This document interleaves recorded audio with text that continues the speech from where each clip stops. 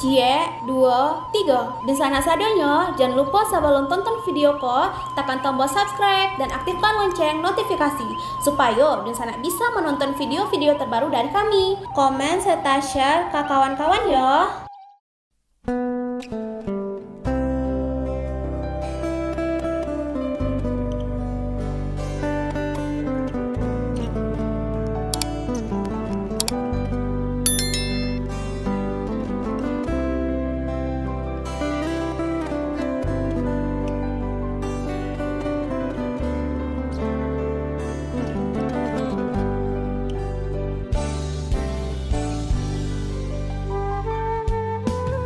Halo Dunsana, kabar rantau. Kali ini kita akan membahas tentang menelusuri jejak masa lalu, Padang Panjang 130 tahun silam.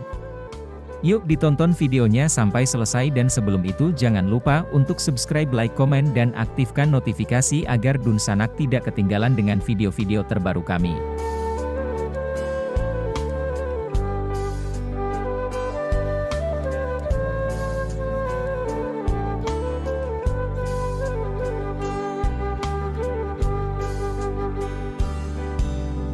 Setelah proklamasi kemerdekaan Republik Indonesia, untuk menjalankan roda pemerintahan, Padang Panjang dijadikan suatu kewenangan yang wilayahnya meliputi Padang Panjang, Batipuh, dan Ekskoto yang berkedudukan di Padang Panjang.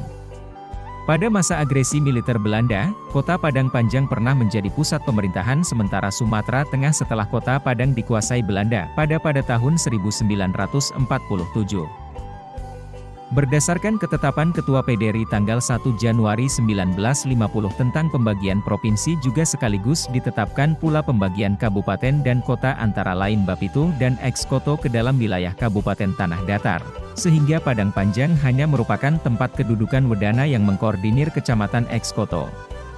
Kemudian berdasarkan UU Nomor 8 Tahun 1956 tentang pembentukan daerah otonom kota kecil di lingkungan Provinsi Sumatera Tengah, maka lahir secara resmi Kota Kecil Padang Panjang. Kota Padang Panjang sebagai pemerintahan daerah terbentuk pada tanggal 23 Maret 1956. Selanjutnya, barulah setahun kemudian, berdasarkan Undang-Undang Nomor 1 Tahun 1957, status kota ini sejajar dengan daerah kabupaten dan kota lainnya di Indonesia. Pada tahun 1957 dilantik wali kota pertama dan sebagai daerah otonom sesuai Peraturan Daerah Nomor 34 KDPRD 1957 dibentuk 4 resort, dan di mana masing-masing resort dengan keputusan DPRD peralihan Kota Praja Nomor 12 KDPRD PP 57 membawahi 4 jorong.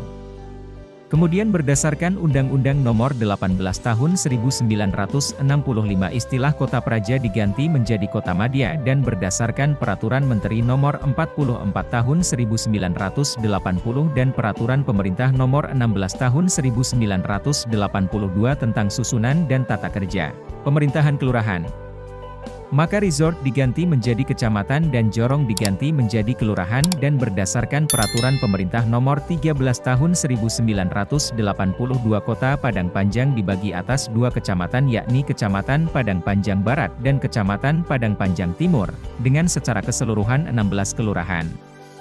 Kemudian dalam rangka pembinaan kehidupan nagari sebagai kesatuan masyarakat hukum adat, maka berdasarkan Mubasl-Kaam tahun 1966 di Kota Padang Panjang terdapat 3 hari jadi Kota Padang Panjang yang selama ini diperingati tanggal 23 Maret setiap tahunnya, sesuai dengan tanggal pengundangan dari Undang-Undang Nomor 8 Tahun 1956 tentang pembentukan daerah otonom kota kecil dalam lingkungan daerah Provinsi Sumatera Tengah. Ternyata masih banyak masyarakat, warga Kota Padang Panjang yang belum dapat menerima atau mengakui hari jadi dimaksud. Hal ini disebabkan karena dalam sejarah perkembangannya, Padang Panjang sebetulnya sudah ada sejak beberapa ratus tahun yang lalu. Terhadap penetapan hari jadi Kota Padang Panjang tersebut di atas, beberapa tahun terakhir ini masyarakat, warga Kota Padang Panjang mengusulkan kepada pemerintah Kota Padang Panjang untuk meninjau kembali melalui suatu kajian sejarah yang melibatkan tokoh masyarakat, sejarawan, atau kalangan akademisi serta stakeholders lainnya di lingkungan pemerintah Kota Padang Panjang.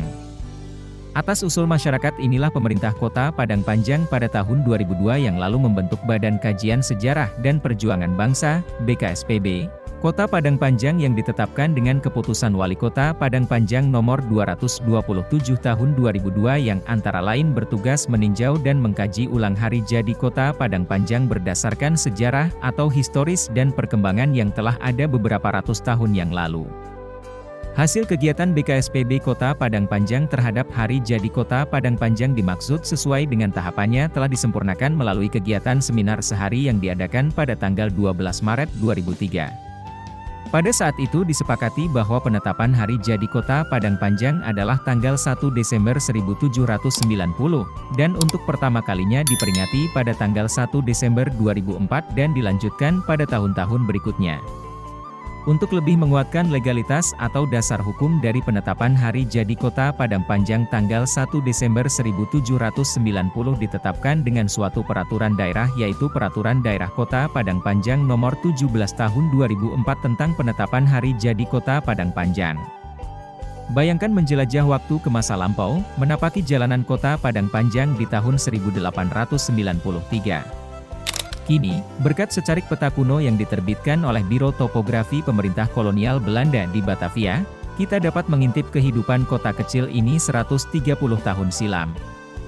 Peta ini bagaikan jendela sejarah, menguak cerita menarik tentang Padang Panjang di era kolonial. Pasar Serikat, yang kini menjadi ikon kota, masih dalam proses pembangunan. Kawasan stasiun kereta api yang baru berusia 2 tahun tampak berdampingan dengan Kampung Jawa, tempat para pegawai kereta api bermukim. Di tengah kota, kawasan Taman Mini yang sekarang ramai, dulunya merupakan pusat pemerintahan dengan kantor dan rumah asisten residen. Di sisi lain, pacuan kuda Bancah Laweh yang tersohor, telah berdiri kokoh sejak tahun 1888. Peta ini juga menunjukkan keberadaan tangsi militer Belanda di Guguk Malintang, saksi bisu Perang Padri. Kolam pemandian Lubuk Mata Kucing, yang kini menjadi primadona, belum terlihat, namun nama, Loi Boek Mato Koet Jing, sudah tertera di peta, menunjukkan bahwa mata air tersebut telah dikenal sejak zaman dahulu. Menelusuri peta ini, kita menemukan banyak nama tempat yang asing di telinga, seperti Koto Tuo, Kabun Hilalang, Guguk Sikumbang, dan Tamiang. Peta ini juga menunjukkan bahwa 130 tahun lalu, banyak guguk, bukit kecil, di sekitar Padang Panjang, yang kini sebagian besar telah hilang. Salut kepada para pegawai topografi Hindia Belanda yang telah membuat peta ini dengan detail luar biasa, tanpa bantuan satelit, foto udara, ataupun Google Earth. Peta ini merupakan harta karun sejarah yang tak ternilai, memberikan kita gambaran utuh tentang Padang Panjang di masa lampau. Kunjungi Museum Rumah Gadang di Padang Panjang untuk melihat peta kuno ini secara langsung. Lakukan riset tentang sejarah Padang Panjang dan bandingkan dengan informasi di peta. Telusuri nama-nama tempat yang asing dan temukan lokasinya di peta modern. Gunakan peta ini sebagai inspirasi untuk membuat karya seni, cerita, atau puisi tentang Padang Panjang tempo dulu. Peta kuno ini bukan hanya artefak sejarah, tapi juga undangan untuk menjelajah masa lalu, memahami asal-usul Kota Padang Panjang, dan membuka lembaran baru dalam kisah kota yang penuh pesona ini. Makin tahu Indonesia.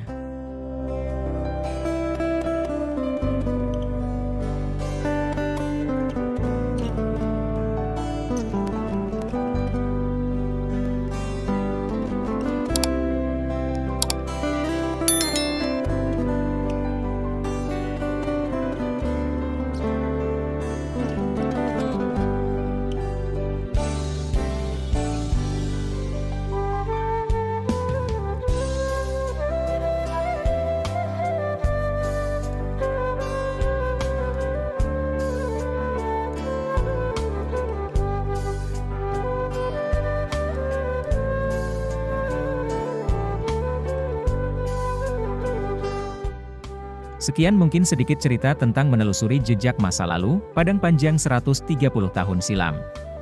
Semoga bisa menambah pengalaman dan ilmu teman-teman. Sampai bertemu lagi di video-video kami selanjutnya.